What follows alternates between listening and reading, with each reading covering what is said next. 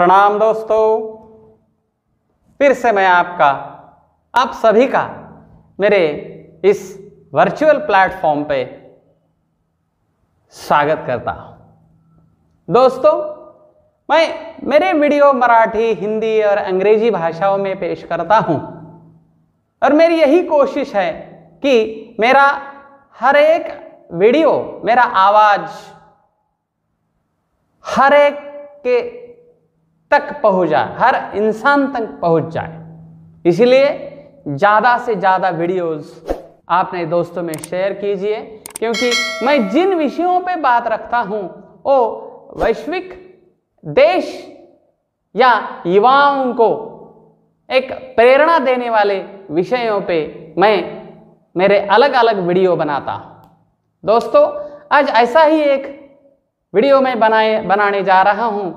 बहुत ही बड़ा नाम है, जो जिस शख्स ने, जिस इंसान ने इस देश को एक अपना नया आयाम दिया है, नई पहचान बनाई है इस देश की पूरे विश्व में। ऐसे बहुत ही बड़े महान, वंदनीय, पूजनीय, एक देश की प्रेरणा रहे हुए पूजनीय, आदरणीय नेताजी सुभाष चंद्र बोस, इनके बारे में मैं थोड़ी सी कुछ अच्छी बातें बयां करने जा रहा हूं। मेरा वीडियो शुरू होने से पहले ही मैं नेताजी सुभाष चंद्र बोस जी का एक बहुत ही बढ़िया कोटेशन मैं आपके सामने रखूंगा, और यही एक कोटेशन है जो तुम्हें, मुझे और हर एक देशवासियों को, पूरे विश्व को एक नई ऊर्जा, एक नई चेतना देता है। सुभाष चंद्र बोस जी, नेताजी सुभाष चंद्र बोस जी कहते हैं कि विचारों का क्या महत्व है इंसान के जिंदगी में।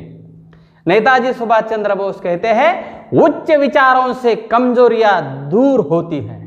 इंसान ने अपने विचार उच्च रखने चाहिए। उच्च विचारों से कमजोरियां दूर होती है। हमें हमेशा उच्च विचार पैदा करते रहना चाहिए। क्यों? कि जब पूरे विश्व में और जब भारत देश का स्वतंत्रता रण संग्राम चल रहा था, तब ये विचार सुभाष बाबू जी को आया हुआ होगा।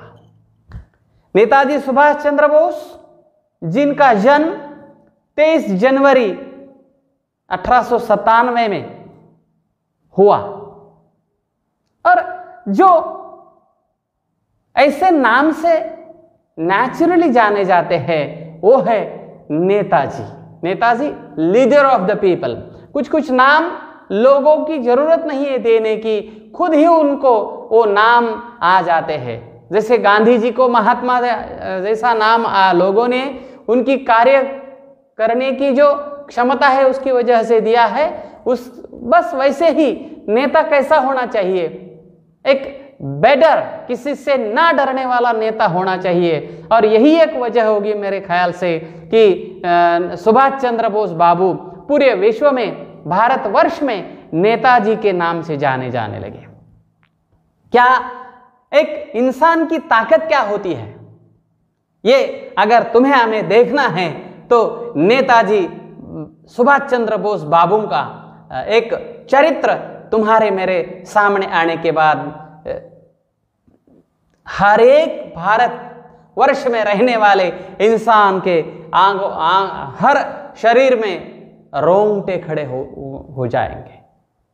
कुछ इतिहासकारों का मानना है नेताजी सुभाष चंद्र बोस जापान, जर्मनी मदद लेने की कोशिश तो करते रहे थे, लेकिन अंग्रेज सरकार जब भी गुप्तचरों से उनके पीछे उन्हें मारने को लगी थी। आप सभी को मालूम है, नेताजी जब 5 जुलाई 1943 को सिंगापुर के टाउन हॉल के सामने सुप्रीम कमांडर के रूप में सेना को संबोधित करते हुए पहली बार, सुनिए, पहली बार दिल्ली चलो का नारा लगाया और जापानी सेना के साथ मिलकर ब्रिटिश और कॉमनवेल्थ सेना से बर्मा सहित इम्फाल और कोहिमा में एक साथ जमकर मोर्चा लिया। देखो, अब दोस्तों सोचिए, एक भारत का ऐसा इंसान जो खुद IAS परीक्षा उत्तीर्ण हुआ है, लेकिन मेरे देश को स्वतंत्रता कितनी जरूरी है। बाबा साहब ने कहा था, बाबा साहब आंबेडकर जी ने कहा था कि स्वतंत्रता यानी आदमी सही में जिंदा रहना। अगर आप पारतंत्र है तो समझो आप मुर्दा है। बस यही एक विचार लेके सुभाष बाबू निकले थे और आजाद हिंद फौज की स्थापना कर दी उन्होंने। अब आप ही सोचिए, एक इंसान ने अगर ठान ली है तो क्या नहीं हो सकता। उन्हें मालूम था अगर इस देश की, यहां की जो अंग्रेज सरकार है, इसको अस्थायी करना है तो फिर बाहर देशों की भी हमें मदद लेनी पड़ेगी। और फिर सुभाष बाबू रुके नहीं। जर्मनी, जापान, फिलीपींस, कोरिया, चीन, इटली, मांचुओको, आयरलैंड, अंडमान निकोबार, इन सभी देशों में उन्होंने गए और ये अस्थिर सरकार जो ब्रिटेन की सब लोगों को एक्सप्लॉइट कर रही थी, उनके खिलाफ आवाज उठाने का काम कर दिया। 1944 में जब आजाद हिंद फौज अंग्रेजों पर दोबारा आक्रमण किया तो कोहिमा का युद्ध 4 अप्रैल 1944 से 22 जून 1944 तक लड़ा गया, जो बहुत ही भयंकर युद्ध था। लेकिन उसी युद्ध में जापानी सेना को पीछे हटना पड़ा और यही एक सुभाष बाबू की जिंदगी में एक महत्वपूर्ण मोड़ साबित हुआ। लेकिन यहां रुके नहीं है। 6 जुलाई 1944 को रंगून रेडियो स्टेशन पे महात्मा गांधी के नाम एक प्रसारण जारी किया, जिसमें उन्होंने इस निर्णायक युद्ध में विजय के लिए उनका आशीर्वाद और शुभकामनाएं मांगी थी। और इसकी वजह से खुद राष्ट्रपिता महात्मा गांधी भी सुभाष बाबू को नेताओं का नेता, लीडर ऑफ द लीडर, सब नेताओं का नेता कैसा होना चाहिए, तो सुभाष बाबू जैसा होना चाहिए।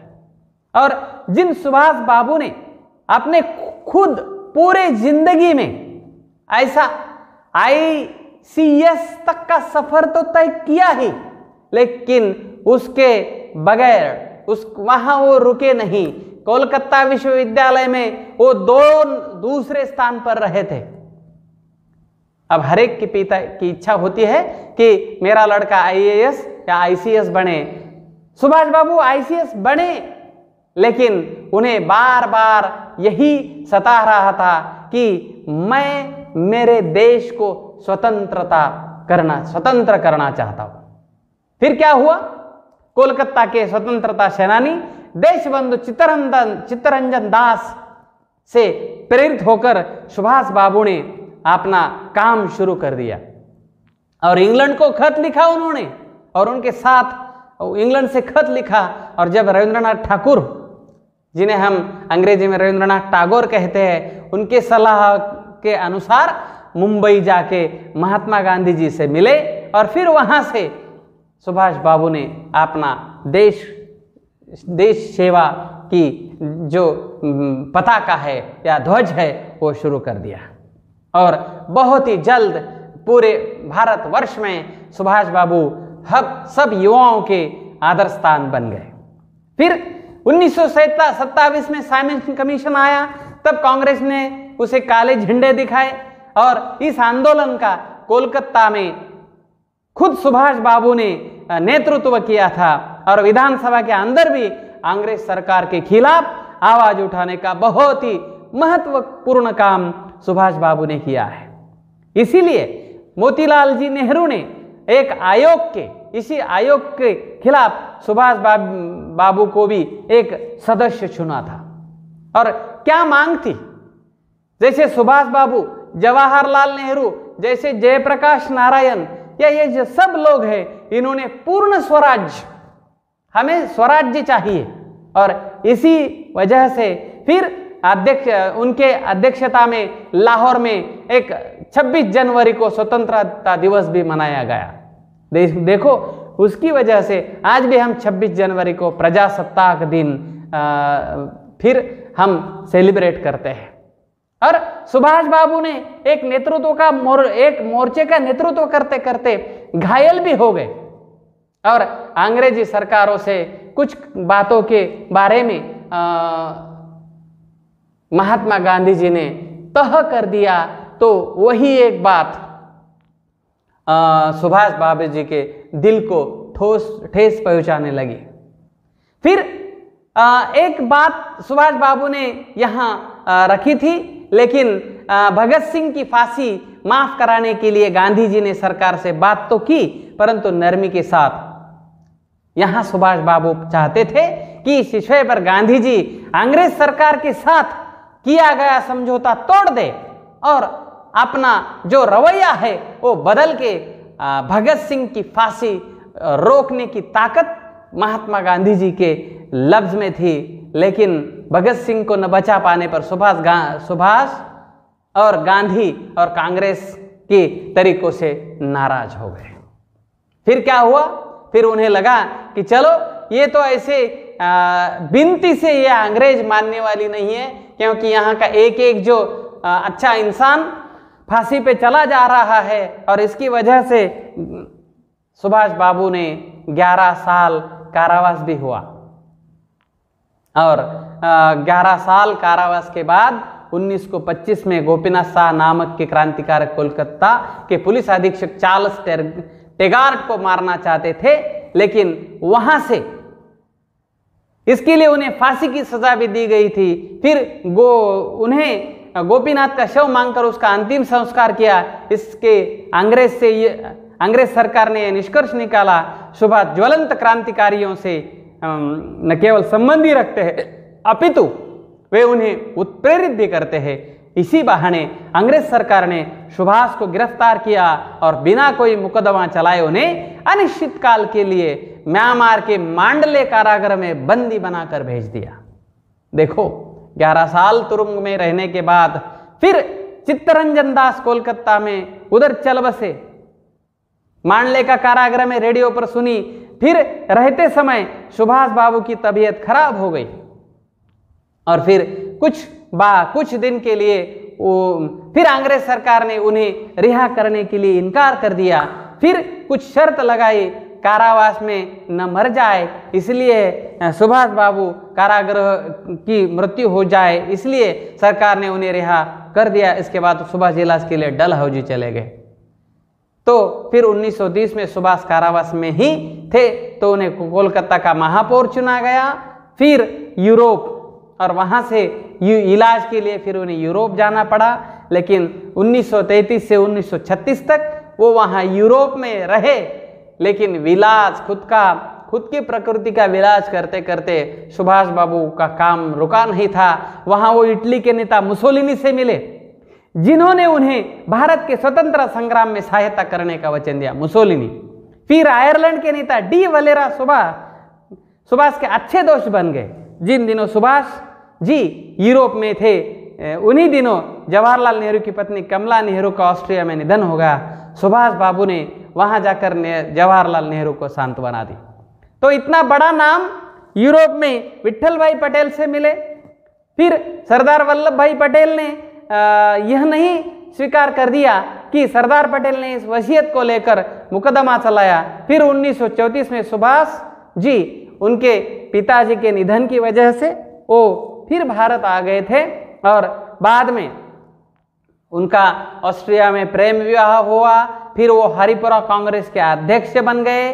फिर चीनी जनता का सहायता लेके कांग्रेस पद से आखिर में 1938 में गांधी जी कांग्रेस के साथ अनबन हो गई और फिर उन्होंने कांग्रेस से इस्तीफा दिया और वहां से सुभाष बाबू का एक रास्ता अलग हो गया। और 3 मई 1939 को कांग्रेस के अंदर ही फॉरवर्ड ब्लॉक के नाम से अपनी पार्टी की स्थापना की और कांग्रेस इसी वजह से कांग्रेस ने उनको निकाल दिया और फिर उन्होंने अपना काम ब्रिटिश राज के खिलाफ चालू कर दिया और ब्रिटिश साम्राज्य को हिला कर रख देने वाला ये युवा अब एक नया फॉरवर्ड ब्लॉक पक्ष लेके निकल रहा था। इसी दौरान फिर सुभाष बाबू को नजर कैद कर दिया, लेकिन सुभाष बाबू इतने सादा युवा नहीं थे।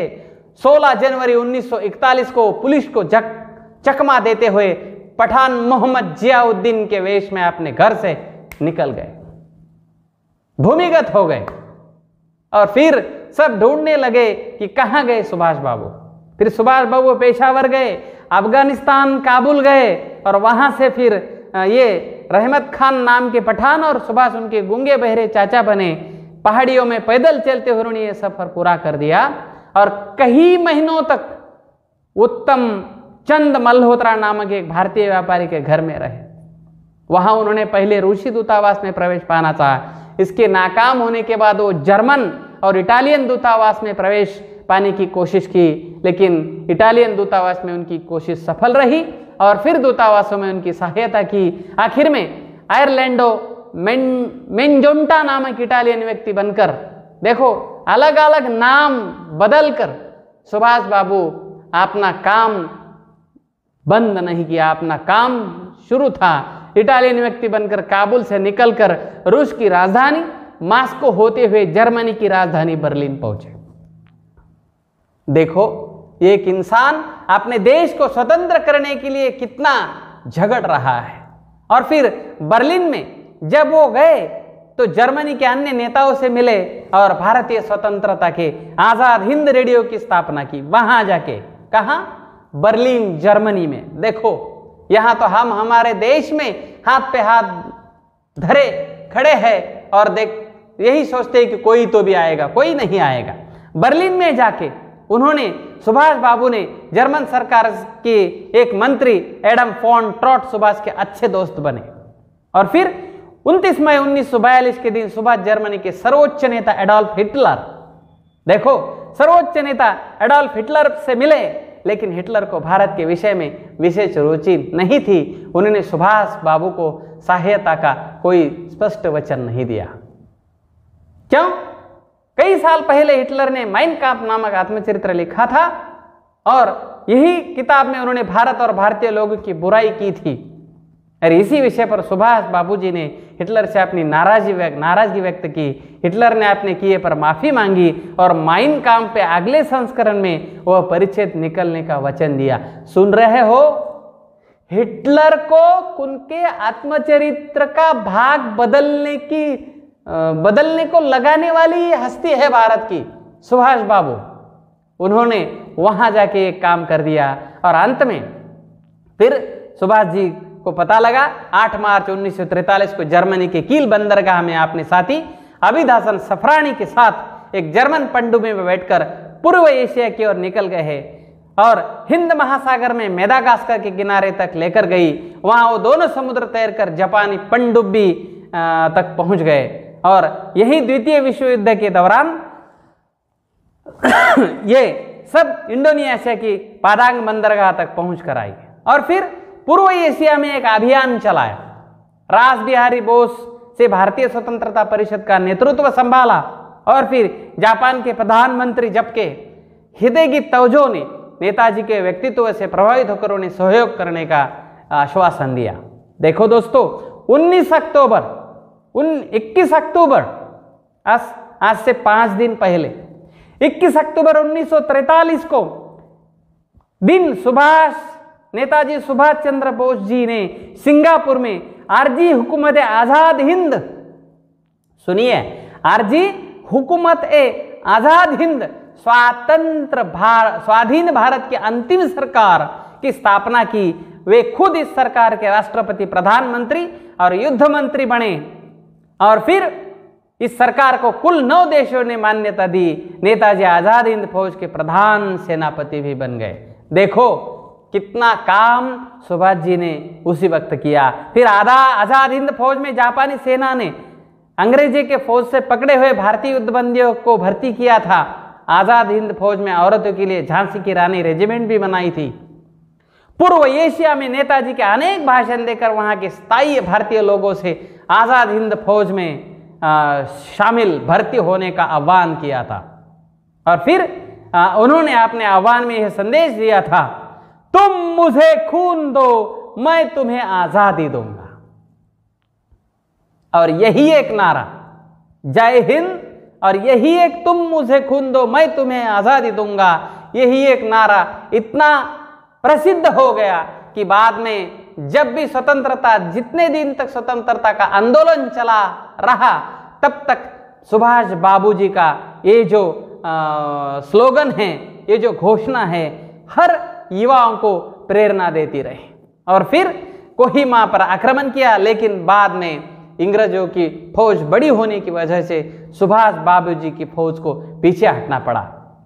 जब आजाद हिंद फौज पीछे हट रही थी तब जापान सेना ने नेताजी के भाग जाने की व्यवस्था की, परंतु नेताजी ने झांसी की रानी रेजिमेंट की लड़कियों के साथ सैकड़ों मील चलते रहना पसंद किया। इस प्रकार नेताजी ने सच्चे नेतृत्व का एक आदर्श प्रस्तुत किया। सुभाष जी और जब आज़ाद हिंद सेना पीछे हट रही थी तो भाग नहीं गए, पैदल चलते गए, अपना संघर्ष जारी रखा। और 6 जुलाई 1944 को आज़ाद हिंद रेडियो पर अपने भाषण के माध्यम से गांधी जी से संबोधित करते हुए नेताजी ने जापान से सहायता लेने का अपना कारण और अर्जी हुकूमत आज़ाद हिंद तथा आज़ाद हिंद फौज की स्थापना के उद्देश्य के बारे में बताया। और इसी दौरान नेताजी ने गांधी जी को राष्ट्रपिता कहा, तभी गांधी जी ने भी उन्हें नेताजी कहा, यानी गांधी जी को राष्ट्रपिता कहने वाले सुभाष बाबू। लेकिन इतना बड़ा इंसान, जिस इंसान ने अंग्रेजों को टक्कर दी, लोहे से लोहा लगा के टक्कर दी, लेकिन वही 18 अगस्त को 1945 को स्वतंत्रता के बस 2 साल पहले 18 अगस्त 1945 को नेताजी हवाई जहाज से मंचूरिया की तरफ जा रहे थे। इस सफर के दौरान वे लापता हो गए। इस दिन के बाद वे कभी किसी को दिखाई नहीं दिए।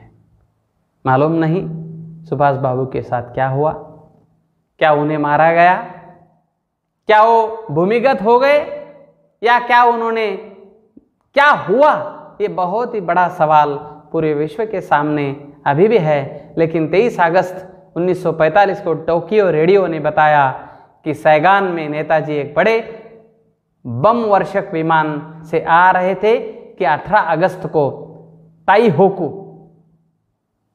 हवाई अड्डे के पास उनका विमान दुर्घटनाग्रस्त हो गया और विमान में उनके साथ सवार जापानी जनरल शोदेई, पायलट तथा कुछ अन्य लोग मारे गए। नेताजी गंभीर रूप से घायल हो गए और फिर जल गए। उन्हें ताइहोकू सैनिक अस्पताल में लाया गया, जहां उन्हें दम तोड़ दिया। बस यही कहीं सुनाई बातें हैं। और सुभाष बाबू के बारे में आज भी बहुत कुछ बातें बाकी है। उनकी अस्थियां जापान की राजधानी टोक्यो के रैंकोंजी मंदिर में रख दी गई। भारतीय राष्ट्रीय अभिलेखागार से प्राप्त दस्तावेज के अनुसार नेताजी की मृत्यु 18 अगस्त को हुई है। स्वतंत्रता के पश्चात भारत सरकार ने 1956, 1977 में 2 बार आयोग नियुक्त किया, लेकिन अभी सुभाष बाबू की मौत कैसी हुई यह अभी तक बाहर नहीं है। और फिर इतना बड़ा इंसान फिर बाद में भारत रत्न से नवाजा गया, लेकिन अभी भी सुभाष बाबू का प्रभाव पूरे विश्व में, पूरे देश में उतना ही है। जहां आज भी भारतीय स्वतंत्रता पर सुभाष बाबू का अपना खुद का प्रभाव है। दिल्ली के लाल किले में आज़ाद हिंद फौज पर चला गए मुकदमे के बहुत कुछ ऐसी यादें सुभाष बाबू के बारे में हैं। और आज़ाद हिंद फौज, तुम मुझे खून दो, और ये सब जो बातें हैं अभी भी पूरे विश्व के लिए एक क्रांतिकारी रही है। और यही एक बड़ा, बहुत ही भारत माँ का सपूत, जिनकी वजह से पूरे विश्व में आज भी बहुत से फेस्टिवल या बहुत से अवार्ड दिए जाते हैं। और सब तरफ पूरे विश्व में, जर्मनी हो, जापान हो, सब तरफ सुभाष बाबू के नाम से अलग अलग अवार्ड दिए जाते हैं। और इसीलिए सुभाष बाबू ऐसा एक नाम है, इनकी एक ऐसी एक आइडियोलॉजी है जिन्होंने खुद का एम्पायर, खुद का एक राज्य इस देश में बनाया। और इसीलिए सुभाष बाबू जी को मैं मेरे इस वीडियो से शत शत नमन करता हूं। और इतना बड़ा जो नाम है, इतना बड़ा जो भारत माँ का सपूत है, इस महान सपूत के एक कोटेशन से मैं इस मेरे वीडियो को पूर्ण विराम देता हूं। सुभाष बाबू कहते हैं, याद रखिए सबसे बड़ा अपराध अन्याय सहना और गलत के साथ समझौता करना है। क्या कहते हैं सुभाष बाबू? अपराध अन्याय सहना और गलत के साथ समझौता करना। अन्याय नहीं सहना चाहिए और गलत के साथ कभी इंसान ने समझौता नहीं करना चाहिए। एक बहुत बड़ा विचार देखिए, सुभाष बाबू कालवश हुए हैं, आज तुम्हारे हमारे बीच में नहीं है, लेकिन उनका काम, उनकी प्रेरणा तुम्हें हमें हर वक्त, हर मौके पे, हर जहां भी कोई आह्वान मेरे सामने, आपके सामने खड़ा होगा, तो सुभाष बाबू की जो ये छवि है, सुभाष बाबू का काम है, सुभाष बाबू की जो भाषा है, सुभाष बाबू का जो व्यक्तित्व है, वो प्रेरणा देता रहेगा। इसी प्रेरणा के साथ मैं फिर से सुभाष बाबू, तुम्हारी मेरी सबकी प्रेरणा बनी रहे, इस यही एक आशा रख के मैं मेरे वाणी को पूर्ण विराम देता हूं और फिर से सुभाष बाबू जी के स्लोगन से ही मैं मेरा यह वाणी को विराम देता हूं। जय हिंद, जय हिंद, जय हिंद।